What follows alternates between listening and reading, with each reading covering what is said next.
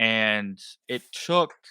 She said she saw me or that version of me die in a battlefield. She said it took 20 men, swords, knives to bring me down.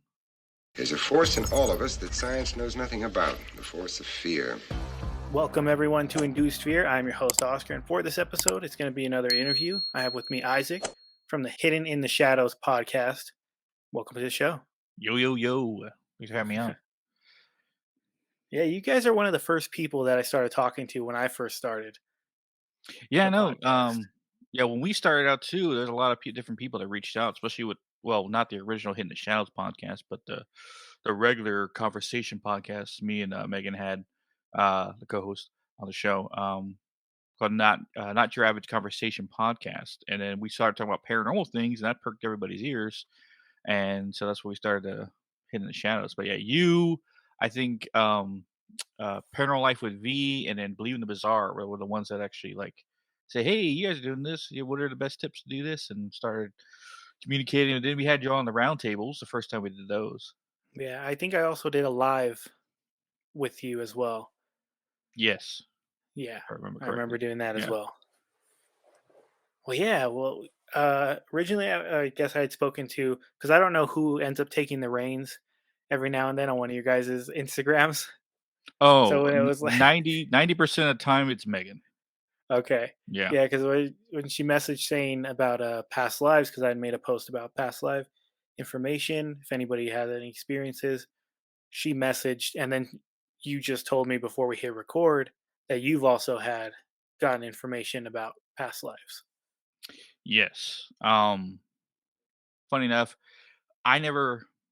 Well, it was always told to me, and the first time I met, the guy on our paranormal team psychic named Mike, it was a strong connection when we first met, and I've never met him before. Granted, he's like almost 10 years older than me, but it felt like we known each other for years, and I couldn't really figure it out. And he was telling me that within like the first week of us like investigating together and stuff like that, that we have done this before, me and him. Hmm. He has a small attachment or small glimpses of past lives, but his psychic abilities, I would say, are more shamanistic than anything.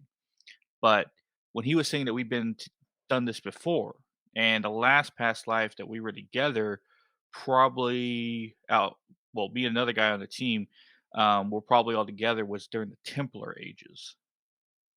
Wow. But yeah, but but according to the last past life that me and Mike were together, supposedly was in the West. Um, Hmm. like 1887, 1885, around that period of time. And that is probably my strongest past life connection with flashes of memories. Like I will, like I'm standing looking out at like a field that somewhat resembles like Montana or something. I got a flash of me standing there, like feeling a gun on my hip, like a cowboy hat, boots on, like I'm in the typical gear, you would say. And then to add to that, but more to back it up, you would say, V, who is a very nice psychic, but her forte psychic abilities is past life readings. And we asked her, me and Megan asked her to do one on me because I know people who listen to Hidden Shadows podcast know about my psychic ability. Well, it's not really psychic per se, but we can get into that later. If you want, it's no big deal. Yeah, of But course. um, because my ability is interesting, and she wanted to know like what I've done in my past lives. So V did a past life reading on me, and apparently I've my now before I get into that, the understanding of past lives means that your soul, the essence of you, has been here on Earth or other planets, if you read on the workings of Dolores Cannon, have been coming back here for multiple lives. And the reason why we keep coming back is to experience life as a human. Because apparently, in the soul realm, this is all Dolores Cannon's writing and teachings that she's done, is that to basically if you lived as a human you have high credit, like oh you're a badass to other souls in the universe, essentially is that you've earned like the strongest badge of merit, you would say. um so when she told me that I have come back to Earth thousands and thousands of years ago. Like I have been keep my essence, my soul has kept coming back to Earth. She says she has lost. She says she can't see the other end of it. Like there's no So starting point. that many times. Yeah, she's like it keeps going back and back and back and back and back and back and back. She says as far as she can see was ancient Egypt, and she says it probably goes back even further than that.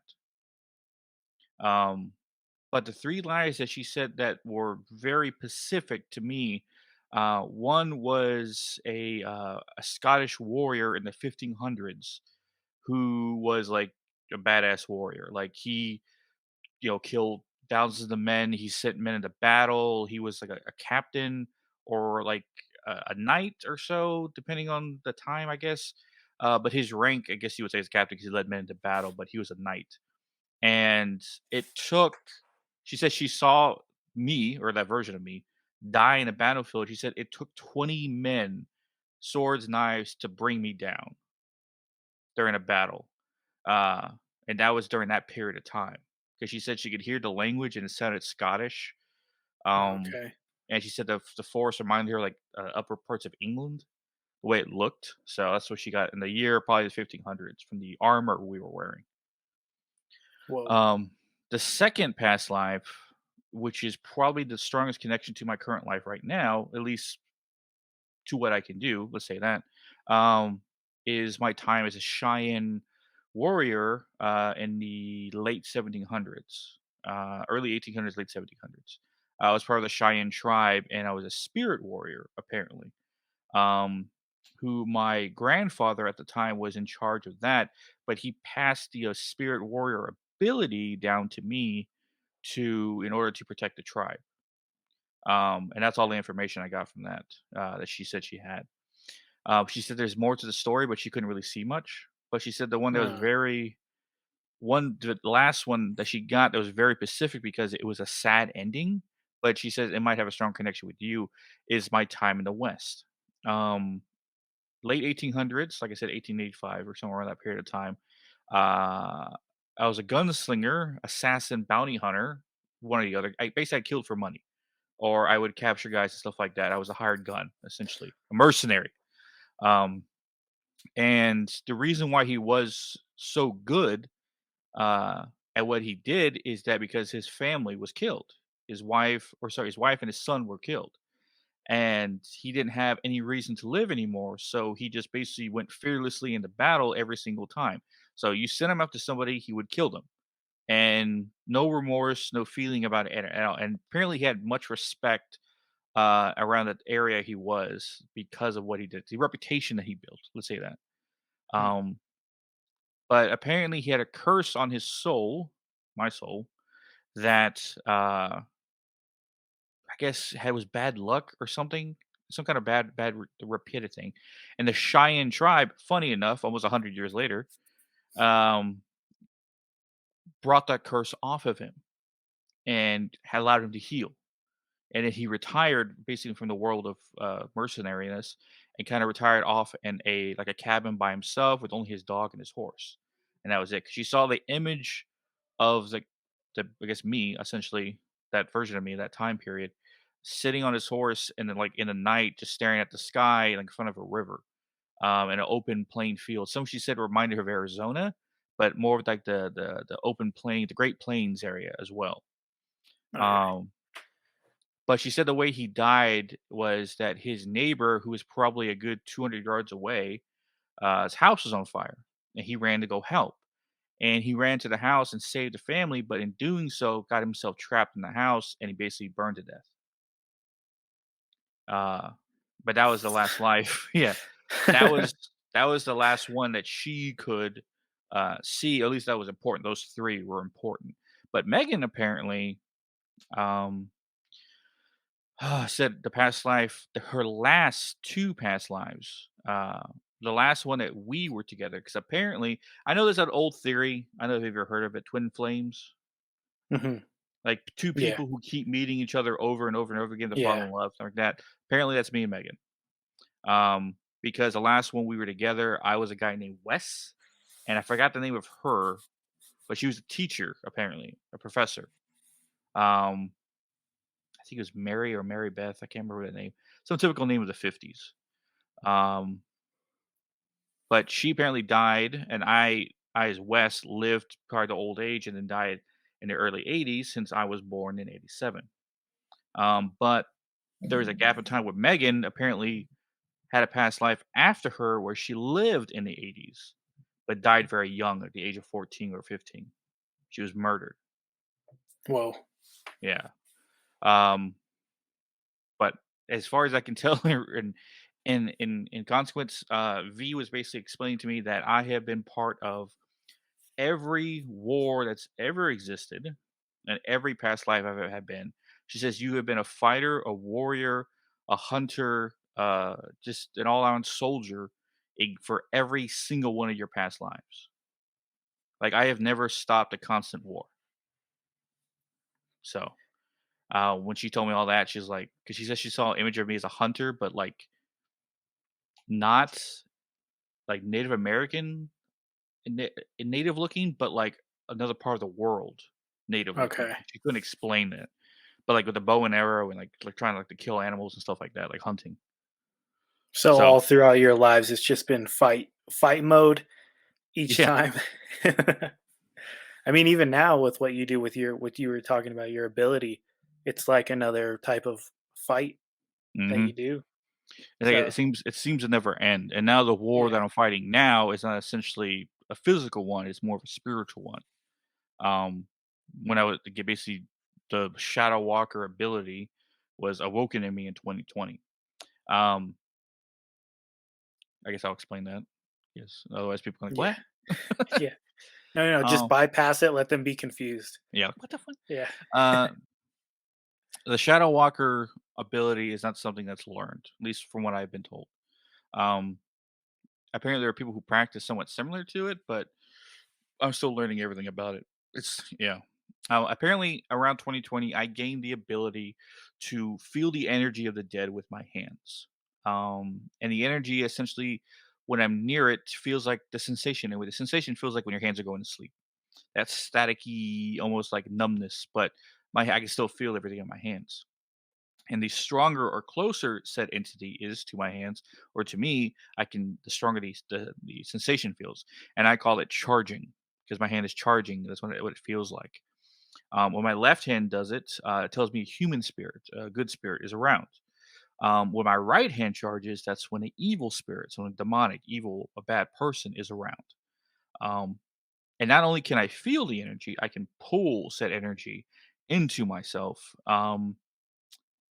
Like grabbing it essentially and pulling it to me and then pulling it into my body essentially and filtering the energy till it leaves and as neutral energy.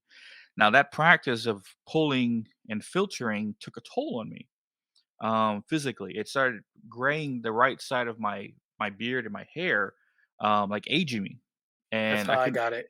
I got the same thing going on. only one side. Yeah. Yeah. And I couldn't figure out why, and Megan was like, said that it's taking a toll on you. It's this whole pulling and filtering thing. It's too much energy to channel. So Mike on our team had a vision, you would say, about um, a symbol, and a King Solomon's symbol, King Solomon's ring, particularly symbol, which gave me the idea after learning the story of King Solomon about his whole ability to trap 70 demons in his ring, gave me idea. Could I pull energy and then put it into the ring instead of filtering it, almost creating a haunted object or prison? Yeah. So I practiced a few times on entities that would come to our house because we're never in short supply. They're always coming here picking a fight. But then Especially with again, both you guys in your yeah. ability. So yeah. But then we go to a lot of places, investigate, and pick fights. So I mean, it's gonna happen. You're a But fighter. It's getting like that too. but I pulled the energy and then I basically almost commanded it like into the ring. And I felt the energy like channel into the ring. So I was like, "Is it there? Is it not?" And I did it enough times when Megan was like, What is that?" She's like, "What?" It's like I pick up the ring. Is it this? And she said, "Oh my god, I can hear screaming from it. I hear like growling. And what is that?" I was like, "That's what I've been putting in the entity." Like, "Oh my god!" And she says the image she got from the ring, what it looked like to her, at least the inside of it, like channeling it, was if you can imagine like a snow globe, at least half of one, uh, with a concrete bottom, and these Dementor looking kind of like shadow spirits are floating around and they're hitting the glass and unable to get out. Hmm. Um, and then Mike said to him it sounded like a prison, like a bunch of people yelling at one time, yelling, cursing, and stuff like that. But after I think a year or so, because I've only been doing the whole pulling and imprisoning thing for about a year. Before I even, so after I started doing that, um, another ability, or at least part of this ability, was learned. Is that I can go, say, if I take your right hand and I can go into your mind force, I call it, which is the dark side of your mind that holds subconscious feelings, emotions, memories, or even entities that you subconsciously put into a forest, per se, um, that just houses them and they're just there. Everyone's mind force is different. Everyone that I've ever done it to is different, from the foliage to the trees to the time of day to even the color of the moon, is all different. Um, but that same ability allowed me to go into the ring and see what is in there and what the inside of the ring looks like to me. If you can imagine a forest after a nuclear blast, ash everywhere, trees black like they've been burned to a crisp, the sky is gray and ash covered and stuff like that, smoke everywhere, and it's since that, and then the entities in there are all like shadow figures, and some have different shapes and sizes. Some of them have horns on their heads and stuff like that, like demonic looking horns, and others have particular shapes that tell me what they are. But that's essentially what's inside the ring, and they're all yelling and screaming. The best way I can describe it, how it sounds to me, is I don't know if you're a Slipknot fan at all. Yeah. The album Iowa, the first track, 5150, Okay. that times by 100 is what it sounds like to me. And Ooh. anyone who listens to this episode is gonna go back, go, "Let me listen to that, let me listen to that." Yeah, that's what it sounds like to me, when I go in there. But sometimes the yelling is pointed at me for, like, "You piece of shit, Yeah. yeah, fuck you." They're angry that they're in there and they can't escape. And that's the one people ask me is like, "How do these things have the ability to escape?" No. They consistently ask to be released over and over and scream for it, beg for it over and over again. And they even yell at Megan sometimes when she passes by it, asking to be released. And they call her the witch, like, "You let me out, witch," and stuff like that. And she just ignores them and stuff like that. But Well, of um, course, she's not gonna let them out if they're calling her names. yeah. Uh, but that's essentially, or in a nutshell, what I can do and what I've been doing. So location to location, place to place, investigation, even uh, a possession case that me and Megan and our team were part of, with a kid who was getting oppressed, not Okay. possessed, who was getting oppressed. So it was right before the Yeah, possession. before possession. Yeah. As a family, they were dealing with it. They had nightmares. They were being tormented. The family looked rough, like they hadn't got sleep in like a week. Like just, they just like miserable, right? And the kid, she said, was like being angry, being like just not himself, um, and depressed all the time. The mother couldn't figure it out. She was friends with Mike because she knew Mike from a previous case. Not particularly their house, but a friend of a friend. So that's how they knew Mike, and they called him, asking if he could help. They said, "Yeah, I got just the guy. This guy." And we did the simple prayer, but it didn't seem to work. So Mike did a Native American prayer that seemed to detach the connection from the demon to the kid, and then I was able to grab said demon and pull him in. Now the funny thing is, it was easy, and it shouldn't been, and it made me think that I made a mistake, that I actually pulled it. It was this, and I couldn't figure it out. But lo and behold, it was I grabbed it, and it was in the ring, and because the entire environment changed in the house, the vibe changed. Everything was peaceful. Like the kid, complete 180. He was not the same person. The family was like, "Oh my god, it's so much nicer," and he like you can feel like the heaviness just leave. And we contacted them like a week later. "How you guys doing?" Stuff like that. Like, they said, "Thank you. We couldn't thank you enough. Like the whole like it's 100% better. Everything's great. It was like it was never happened. All this stuff." So I was like, "Okay, I guess I did." But that made me think, so was it demon all talk, or were they relatively that easy or just a lower level one? I don't know. It left a lot of questions because I pulled Yeah, entities. sometimes they're all talk. Yeah, because I pulled entities in random locations that we investigated with me no prior knowledge to the place that were tougher than that. So I'm like, I guess it wasn't, it was just talking bigger than it was. But yeah, when it that what I'm doing now is perfect correlation to all my past lives. And it Yeah, well, it seems, seems like it. yeah, it seems like I have been at constant war for balance, you would say.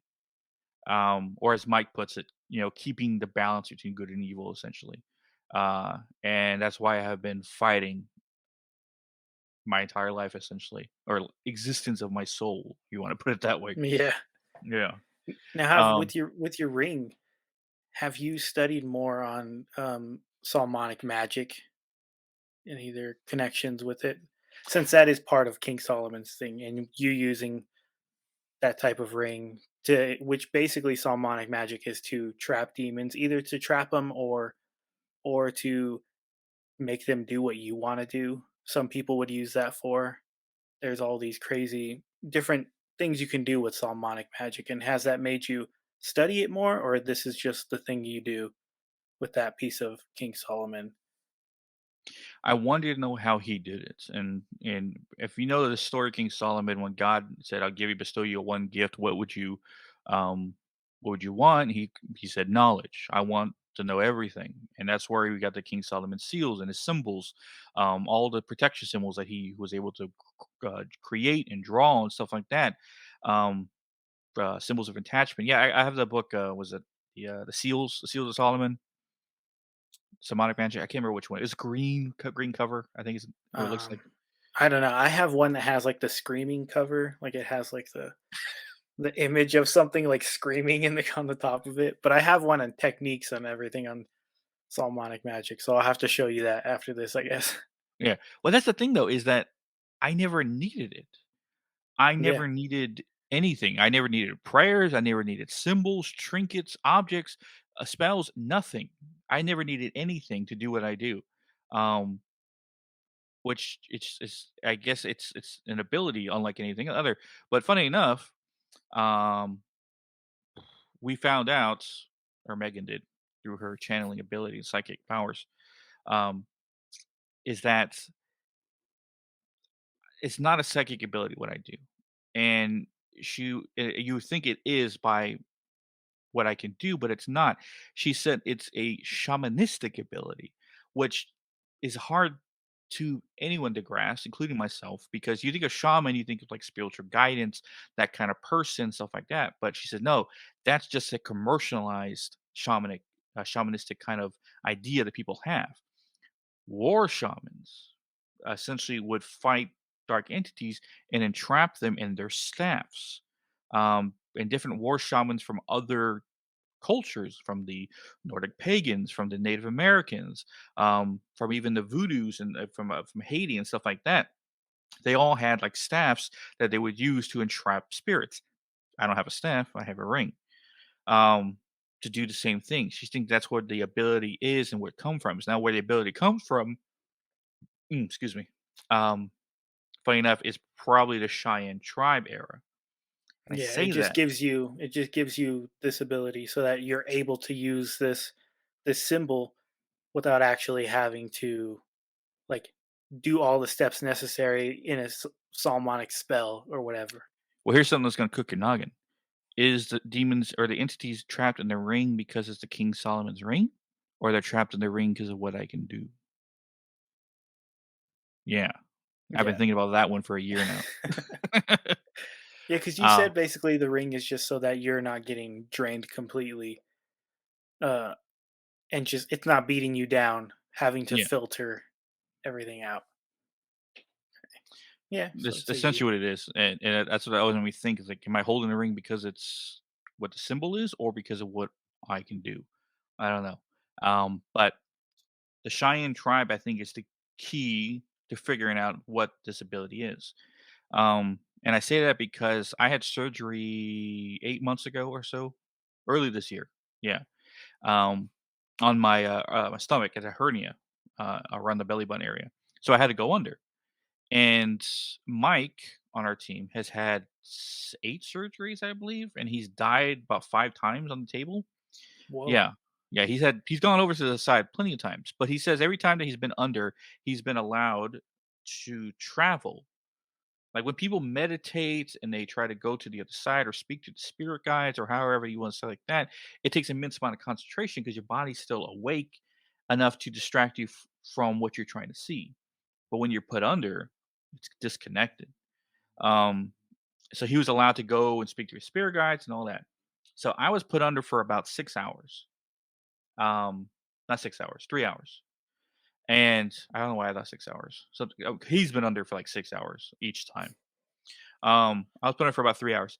And all I got was a name of my 3 hours being under. All I got. And the funny thing is, I don't know if anyone's ever had surgery before, but I literally closed my eyes and opened them, and that was it. I was Yeah, that's how closed it my was eyes. when I had surgery. Yeah.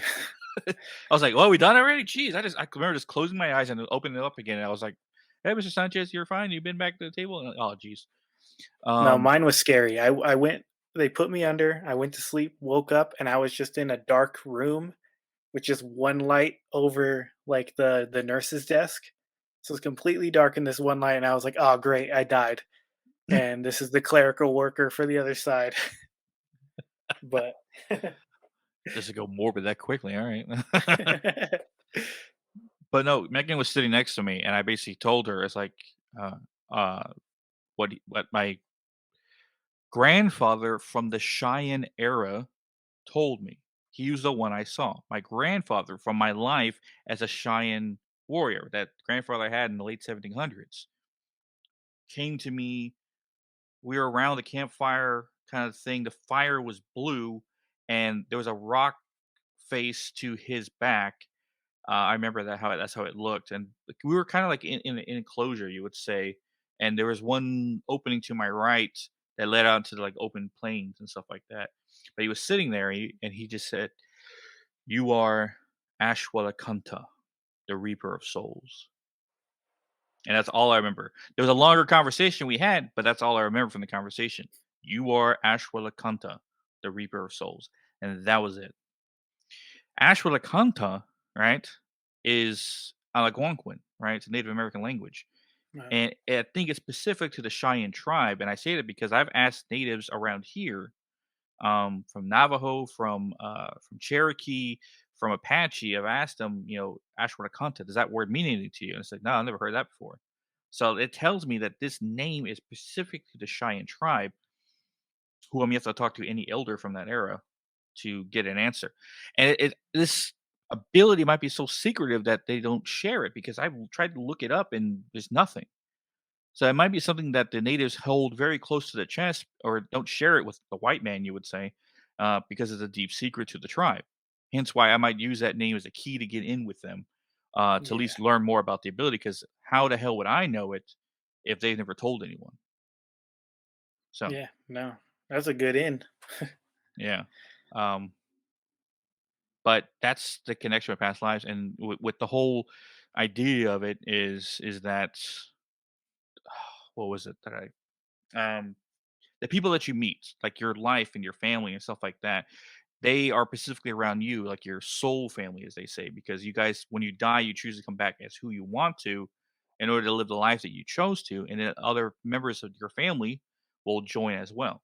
And that's why you have certain connection with certain people, very strong connections. And that's why I guess sometimes this is told to me is that your father sometimes could feel like your brother or you're even your son, and your brother can feel like your father or your mother can feel like your own sibling or your own child, like you're taking care of them, and vice versa, is because they probably were in a past life. Okay. So it's That makes that's it make sense. yeah, and that's that information was shared to me. I was like, geez, it kind of makes sense with a lot of people's relationships, even my own, with my own mom. um is that I feel like conversations I had with her is like how I would talk to my daughter. Like, it's not that I disrespect her, but it's like the way I'm not saying a way I talk to her, the information I share with her is how I would talk to my daughter. Like, I'm trying to teach her versus Yeah, her yeah. trying to teach me. Yeah, Yeah, I get you. which I makes me think like, was she in the past life? I don't know, Yeah. but it's even with my son. Apparently, you think my ability plus Megan and her psychic abilities combined, of course, are going to make a kid who has abilities, which he does. Um, though he has more of Megan's abilities, a sense of energy manipulation and pushing shit back with his hands. Uh-huh. Um, but he was telling Megan in a conversation, uh, "Where are my brothers?" And she was thinking he was talking about his uncles, were essentially Megan's brothers, who were like 7 years old, and they're 8 now, he's 6. I was like, "Oh, no, they're not here." He said, "No, not the boys," which is a nickname for them because 'cause they're twins. He said, "Where are my brothers?" She goes, "Who are you talking about?" I was like, "Oh, okay. They're not here yet." What Alright. 6-year-old tells you that? Yeah. Yeah. Um, so it tells me that he knows that we're supposed to have more kids, essentially, and he's known them before. And the Mm, kids connect people always talk about kids' connections to their past lives and stuff like that when, like, they give, like, "Oh, I died this way and I died that way." That's, like, almost recently when it comes to past lives. yeah. I don't remember any of my time as Wes, except for probably my reason why I like rockabilly so much or 50s style music. That's probably my only connection I have to my last past life, you would say. Um, but when it comes to the West, I don't know. I'm more of a knife guy. Like I would like to collect guns, but I like knives more. Nice sharp weapons and swords and stuff like that, which makes me think of like probably past lives before that and stuff like that. And you got to think about your different taste in cultures and in music and even objects and stuff like that. Weird things that you might collect that doesn't make any sense for you to like. You've never been Yeah. surrounded by it. You've never been influenced by this your entire life, but yet you like it. You like it a lot. That's like at least my theory on some people's connections to past lives, but not everyone. This is have you ever looked up on Dolores Cannon? The name's not clicking. So, She was the most scientifically uh researcher on the paranormal, especially with past lives. She had the most scientific method to ever get it done. And she's not a psychic. She has no psychic ability. She was a hypnotist and a psychiatrist. But what she did is that she put 2,000 people under and interviewed them. Like she hypnotized them, interviewed them, hypnotized, interviewed. She did it 2,000 people, and the consensus was that we've had past lives. We keep coming back to Earth. A lot of people remember their past lives. Some people who have been here longer than others, and apparently we exist on other planets too, like other alien life. This is there's a her findings. that's a that's a one to blow your mind just thrown in there, like like, "Oh, we also have lived on different planets." Yeah, as other alien species and entities. It's like, Yeah. holy crap. Um, but like all the stuff she talks about, and it's just like discovery after discovery, at least what her thing was, what she learned. Which her teachings and stuff like is probably the most closest, not to what I believe per se, but at least to what I've experienced. Especially when he talks about past lives and keeps coming back, and you have a soul contract to do. So everyone does apparently that you have do it to come back, whether it's to do this or do that, create peace, create this, create chaos. It's a soul contract apparently that you do in this life versus your last one. She says, and this is what she's learned that when you die, apparently you go up to a meeting place with your spirit guides and discuss your life. What did you do? What did you do? Why'd you do this? Why didn't you do that? Kind of like a review, you would say. Yeah. And you decide, do you want to go back? You know, you lived your life as a rich person. You never knew want. You never knew suffering, any of that, you know, and you die as old man peacefully and with, never having the idea of suffrage. What do you want to do when you go back? Like, well, I never knew any of that. So let me go back as someone who's extremely poor, who has to suffer and basically fight their way through life to exist. So you go back and do that. And thing is, you don't remember yourself choosing to do that. So when you say, "Oh, my life is horrible. Why did I ever do this?" and stuff like that, it's like because you chose to do it. And a lot of people say, "Oh, I chose for my mother to die." Who knows? You chose to have a life that you did. And when you Yeah. die and you come back, then you can discuss with your spirit guides on why you did it. Then you'll figure out all that information comes back and like this is why, that is why. And like it's almost like recollection to like every bad thing or good thing that's ever happened to you. This is what she's learned, and that's probably the closest. And when you think about um the idea of someone's heaven versus someone's hell, is that up in that meeting place, you can choose which other. Like, do I deserve punishment? Do I deserve peace for the life that I live? And you create your own heaven. You create your own hell because you think about your dreams, right? How you are Yeah. able to imagine, create things in your own mind. Your consciousness is able to do that. So, of course, your consciousness, when it's separated from the body, is allowed to do so much more. So, basically, you create your own heaven. You create your own hell, and that kind of I don't know what you believe per se, but it not necessarily negates people's religions, but also verifies them. It Yeah. basically solidifies them because, say, someone who's Nordic pagan, when they die, they think they're going to Valhalla. They do. Or someone Christian, when they die, they think they're going to heaven. They do because that's what they believe and that's what they create as their own paradise, their own peace. Yeah. That makes sense. Yeah. So when I was learning all this stuff, I was like, "Ugh, it's making a lot more sense." So that's why when it comes to everyone's ideas of past lives, and some people say, "When I died, I saw this," or "When I almost died, I saw that, and I came back." Um, that makes a lot of sense. But also, there's people who are like their first times here on Earth, and those kind of people are annoying, or they're assholes, or they don't know how to act right. They act like children all the time, even they're full grown adults, right? They don't know how to act because they've never done this before. And you meet people who are extremely well mannered, essentially, but like they act like old souls, even though like they're in their 20s, just Yeah. because they've been here numerous amount of times to know how to act, essentially, how to create peace on this earth and coexist as a human being. And Um, not be a jerk or an asshole. yeah, but Yeah, that makes a lot of sense what you yeah. say in that aspect. So I don't know what is your particular take on past lives? Like, do you have any recollection memories? Have you had a past life regression done yourself? no, I've never had that happen to me. I think I remember when we spoke on your live, I would have these moments where it starts to feel like silence is really loud, this incredible static noise kind of going all around me, and I start to hear talking to me, but it's not from this time. I'm hearing it from some other moment in time or somewhere else where somebody is talking to me, but it just sounds incredibly loud in my head, and I don't know what the hell that is about. So I've never had a past life regression or anything like that. That's just something weird that's happened. It doesn't happen that much anymore though. So I don't really Be know. your spirit guides trying to talk to you. Probably, and it doesn't help that I'm like, shut up. Yeah. But yeah, my thing on past lives is not I find it interesting.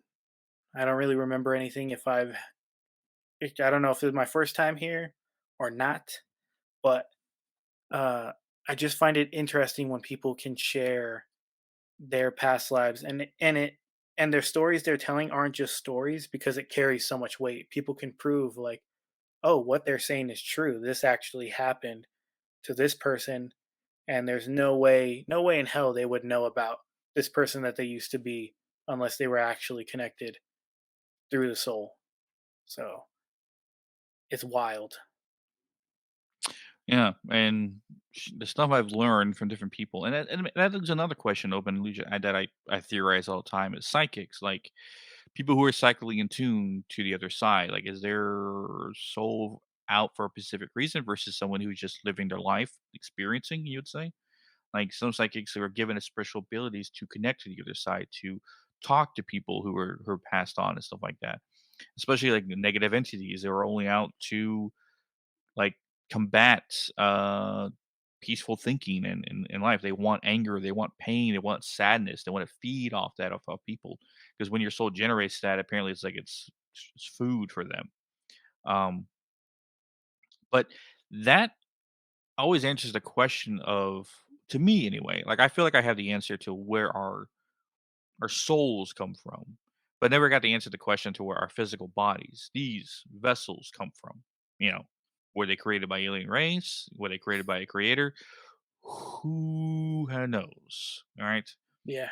Yeah, that always leaves me with a lot of things, but that's not the conversation we're having right now.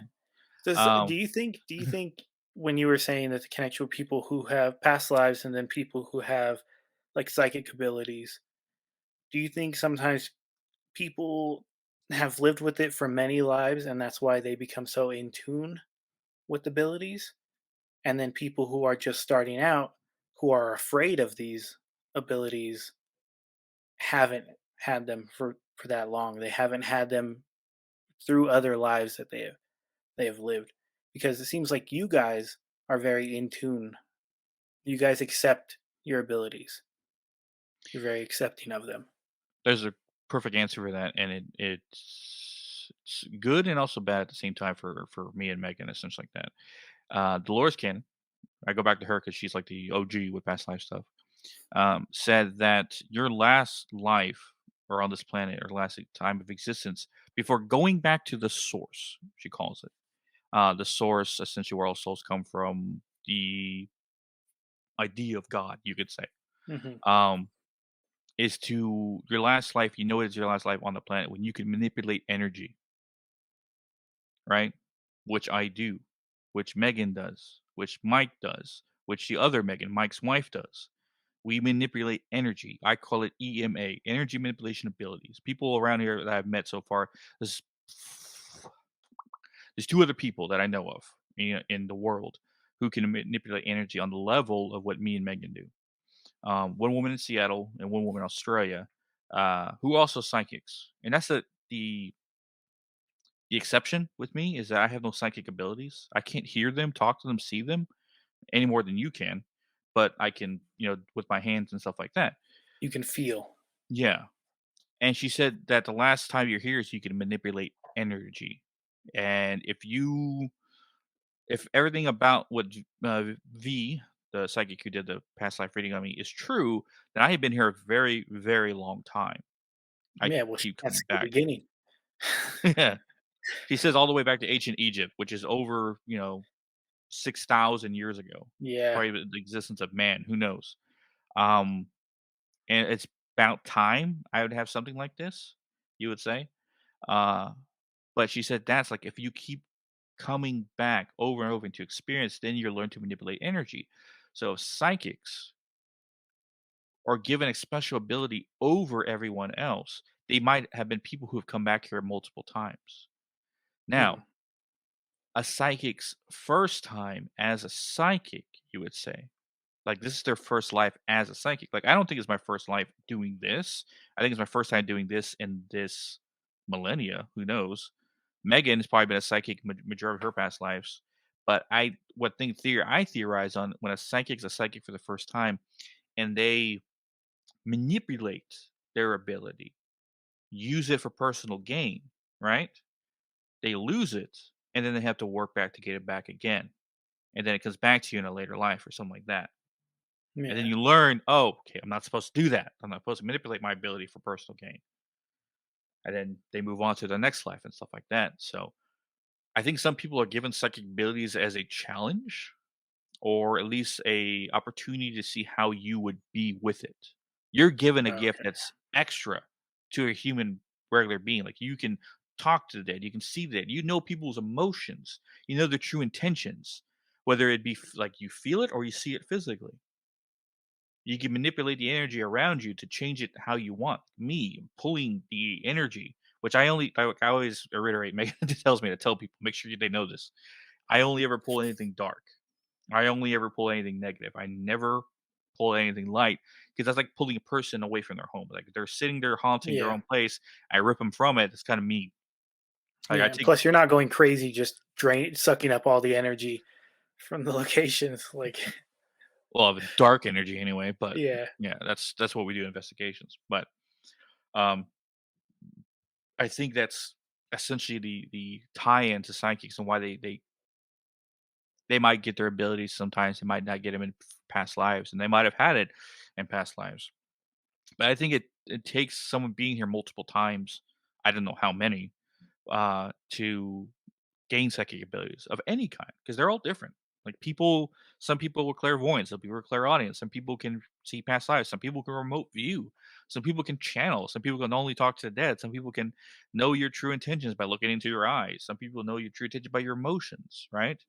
It all varies from different people. Some people have multiple psychic abilities at one time.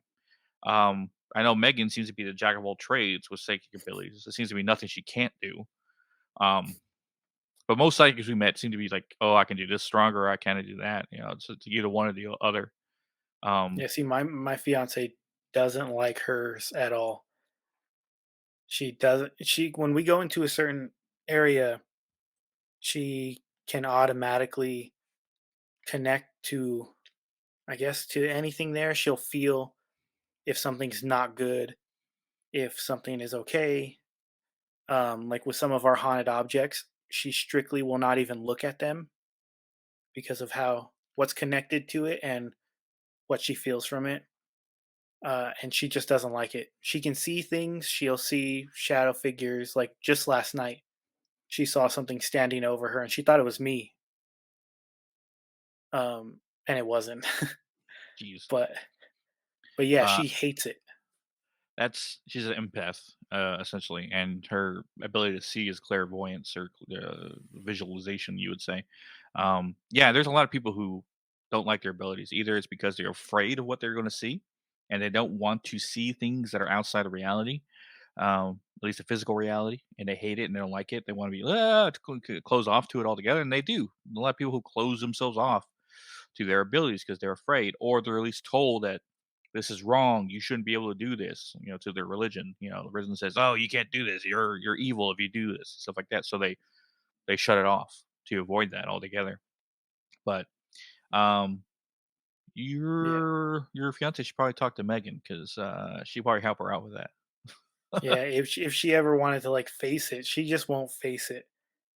Like I probably don't help Yeah, by I was like, you don't help at collecting all. with like haunted objects.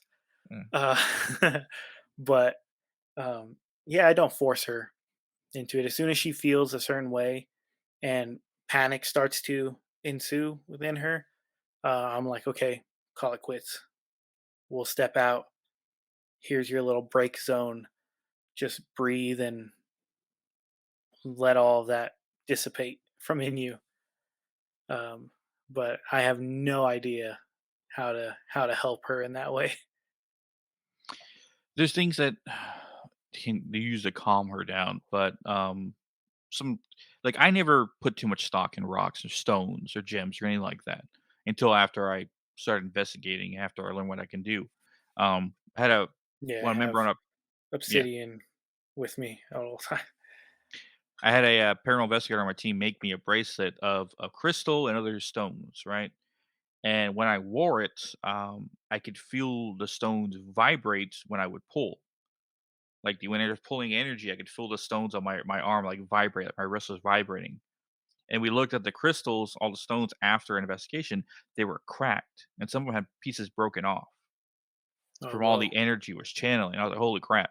So yeah, that after that, I was like, "Yeah, these some of these stones are saying what they do." yeah. Especially stones that are meant for protection, like obsidian and a Oh, lot and of the this the obsidian I just showed you is broken. It's shattered. other. Jeez. But funny enough, the strongest stone that I've ever encountered for boosting my ability is moldavite. I don't know if you've ever Mm, seen it. no, what does it look like? Well, like what's the color? It's green. It's like Hulk green, best way I describe it. Um, it's a dark green if you have it, sitting on a table, if you put it up to the light, it's very like it's green, the stone is green, and supposedly it's a piece of meteorite. It's not even of this earth. Yeah. Um, but it's very expensive, very hard to get hold of because moldavite apparently is an amplifying stone. It amplifies everything around it. So your emotions, if you're in a happy mood, it'll make you more better. But if you're pissed off and sad, it will make it worse, essentially like that. So it all depends on how you are and how the stone works for you. But the theory was from the woman who sold me the stone, because we have in ties with a seller who gets all her stuff, like genuine stuff, you would say. Mhm. Um, she the one that gave me the piece for free. Granted, it's about the size of a cornflake that she gave me. Um, and she said she wanted to see what it would do for a psychic. And after she learned what I can do, she's like, I want to see what it does for you.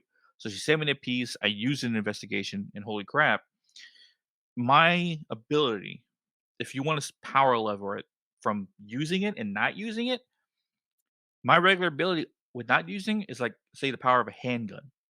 But when I did have it, it was like a bazooka. Like, the power level just went through the roof. Yeah, Like, yeah. me Just shot up. pulling pulling a simple entity was like like way too much. I was like, "Holy crap." Um, but I only ever use Moldavine in situations that we have to, because that's what it literally does. It, like, pulls a lot of power, but also can drain you very fast. Yeah. So for Psychics, like, stronger energy, for yeah, stronger entities, you use that. yeah.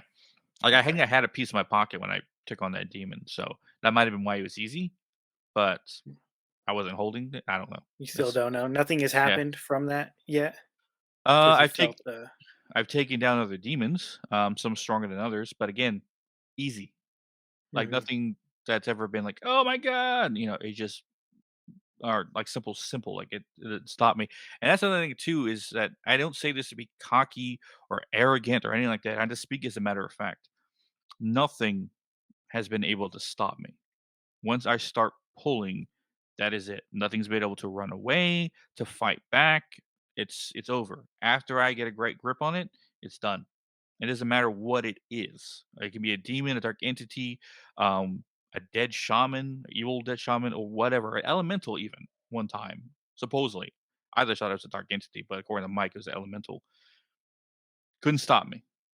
Um, but from the other, like, I know for sure there's about 4 demons in my ring, and I have lost count of how many dark entities.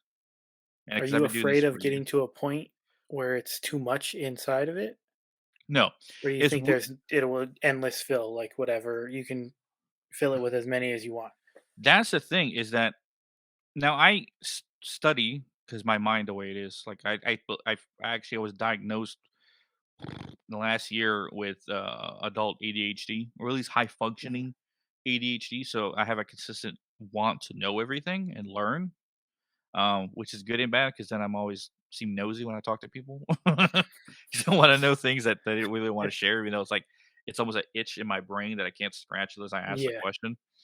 Um, but I learned quantum mechanics for fun, quantum theory, just because I felt like I wanted to know more about it. And I had a book that I got, just about, quantum mechanics and stuff like that by different scientists, and how it works and stuff like that. So my theory, if you want to look at it scientifically, is I think the ring is a pocket dimension that is endless, obviously, that I can put things in. And if you want to look at my ability as a scientific point, I am a natural EMF detector that can also pull EMF energy, or at least that's what you think the energy of the afterlife is EMF. That's just theorized. There's not actually proof behind it, because we theorize that it's EMF energy because the EMF detector gets set off when it's around ghosts and stuff like that. So that's what we theorize, that it is EMF energy, which it's never been proven to say it is or isn't. So that's Yeah. still up in the air. But if you want to look at it like from what we know, I'm a natural EMF detector that can pull EMF energy into myself and filter it. But also I can pull said energy, and by my voice sets off a frequency that pushes this energy into this pocket dimension. Hmm. That is the most scientific way I can explain my ability. So That you're just I walking around with your own little pocket dimension, like, essentially, all yeah. right, that's the best way I can describe it anyway. It's like, because the people ask me that what happens when it fills up, like, I don't think it can. Like, it All doesn't right. seem it doesn't seem like it could fill up. It, like, feels like it can go on and on forever. I think the only reason I thought that is because you had said snow globe earlier, and I just imagined like it filling so much and it cracking, and some Ghostbusters crazy stuff would happen, like a light beam shooting out of shooting out of the ring. That was a thing too, but after I went in, I guess what I saw from and that was Megan's interpretation. I'm not saying that's what it actually was. But Mm. after I went in with my looking into the mind force essentially, but looking into the ring and how I picture it is a force. Not saying that it is. That's how I Yeah, see it. Went on forever and ever. But whatever I just put in the ring is closest to the door as best way I can describe it. Like if I go yeah, in, because they're trying to get out, right? yeah, it's like right Yeah. there, right for me. And when I'm in the ring, I speak in my higher self. Uh, which that voice comes out sometimes in investigations.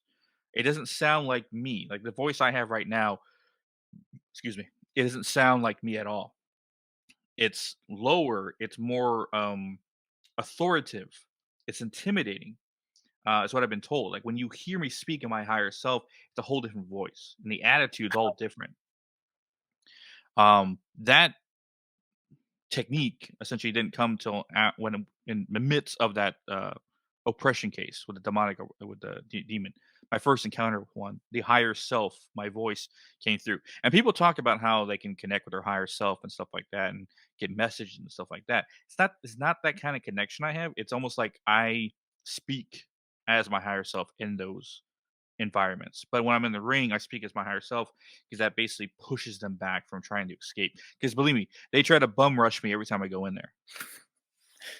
Yeah, if they're trying so hard to get out that they're screaming at Megan Yeah. the whole time, of course they're gonna try to bum rush you when you Yeah. when you step in there. Sounds like this is like back, and then they all like stop in their place, and they kind of like, oh damn it, he used a voice or something. Um, but whatever's there, they can ask you questions like, why were you there? Why were you harming this person? Why were you after this person? Why you were attached to this place? Like, I ask you questions, and sometimes they give answers, sometimes they don't. Um, because Do they're you being think you can asked ever about it. rehabilitate one of them? No. And No. that's something you actually the second person to ask me that, Hmm. is that, "Are these spirits worth redeeming?" No. And I say that with confidence because my hands are judge, jury, and executioner, essentially like that. They I don't know how they work, they just do, and I can't make them feel what side or the other. Like, I can't see an entity and go, "Oh, I wanna pull this, I'm gonna make it evil." No, it doesn't work like that. It's whatever hand charges is what it is and what it always will be. And you got to think if you're an asshole in this life and you die, of course you're going to be an asshole in the next life. And you're always going to consume evil and darkness because that's all you know. If a spirit is worth redeeming in the afterlife, then he would already have changed. Because the theory about the ether, where spirits are, is the fourth dimension where time and space doesn't exist. Hence why they can go wherever they want, essentially, and also is why they seem almost stuck in their time. Like they think it's still the early 1700s and really it's 2022, or they think it's Yeah. 1996 and it's our year, stuff like that. So that's why I think is if they had ability to change it, would have already, because they've had endless time to decide on it, or they've had no time because time is not a existence to them. Yeah. So they're just here existing. And people and entities, evil entities that are still here, are here because they fear what happens when they go over. They don't want to receive judgment. They don't want to go over their life and know all the shit they've done wrong. So they stay here, hiding essentially and tormenting people that are still alive to feed off the negative energy that they are made of essentially. So Um deep down inside, they're still just cowards. yeah. Yeah. And that's human entities. Those are Yeah. people who were alive who passed on. Uh, entities that were created in the ether, you would say, or the other side, that are evil are created that way, and they will never change. That's why someone asked me, "Do you think a demon is worth redeeming?" It's like, no, it is what it No. is because of what it is and how it was created. It's not going to change. An angel falls to earth and becomes corrupted, is now changed forever. But a demon going back up, who knows? And that's the thing too, is that demons aren't specifically exclusive to Christian religion. They've existed in different forms across all religions across the entire earth. They're not specifically a Christian idea. They're negative Yeah. entities that were created through darkness, you would say, through evil, and they From exist in beginning different to forms. end, they are Yeah, negative. They are just negative energy from beginning to end. yeah, and they've existed longer than we've been on this planet, supposedly.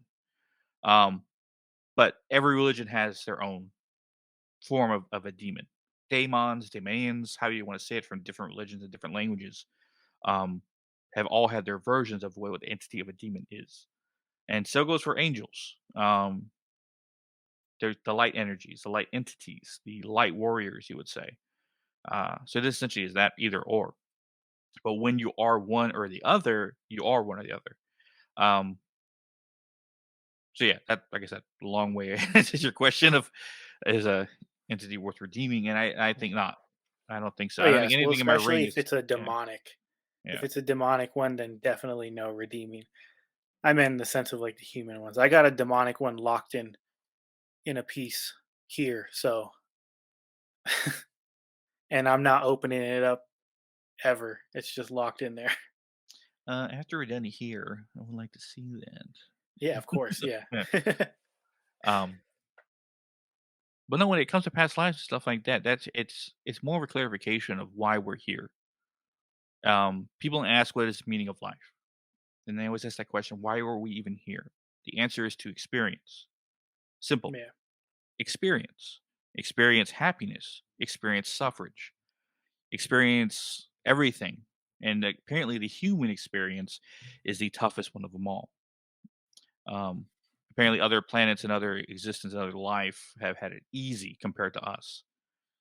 So, when you live as a human, to know that you're alive here, knowing that you have going through currently the toughest existence of any in the universe, that gives some clarification of why you're here, to learn, and why you keep coming back to experience, to learn. So when you go to another planet, you see more wise, you see more weathered, you see more um understanding. Like when you meet somebody in life, and like either older or younger, but they always seem to have their shit together, and they seem to give Yeah. like they give the best advice, and they have the seem very insight in life. It's because they've done this before. They've done this many times, and they've learned over their past lives how to exist as a human, how to share information, how to help other people. They've done their learning. Yeah. Yeah. I think that's I mean I like talking to you guys anyways. You guys always have so much knowledge. Yeah. Like when we talked on the live and when we did the round table, it was just knowledge all around. Uh, so I really do appreciate you coming on and sharing everything. I definitely think people are gonna enjoy it. Yeah. Definitely. So I really do appreciate it. Why don't we just let people know where they can find you guys and follow you and listen to you and all that? Of course. Our podcasts are on Apple, Spotify, or wherever you listen to podcasts. Just look for Hidden in the Shadows podcast. If you want to message us from our social medias, or Hidden the Shadows podcast on Instagram, Hidden the Shaw 6 on Twitter, Hidden the Podcast 2 on TikTok, or links to all our social media. And always you can listen to us at hiddentheshadowspodcast.com. Also, if you're dealing with anything in the paranormal, uh, hauntings, oppression, or just negative entities in your home that you need help with, contact us. We're more than willing to help, either through the Hidden Shadows podcast on Instagram, through the email on the website, or our paranormal page, Shadow Walker Paranormal, Instagram. You can find that in messages through there for either asking for advice or help. Okay, cool. Yeah, and I'll put all of your links. I'm gonna get them and just throw them all into the show notes so people just can click away Yep. and find you guys. And what we do here is we like to ask questions and face your fears. But for you guys for find everything hidden in the shadows, which is why you are hidden in the shadows. So make sure everybody to go and follow them on everything. Message them with your questions, your if you have any concerns, whether you're dealing with anything paranormal. And thanks for listening to the show. Thanks, Isaac. I really do appreciate it. This was a good talk. This was a good one.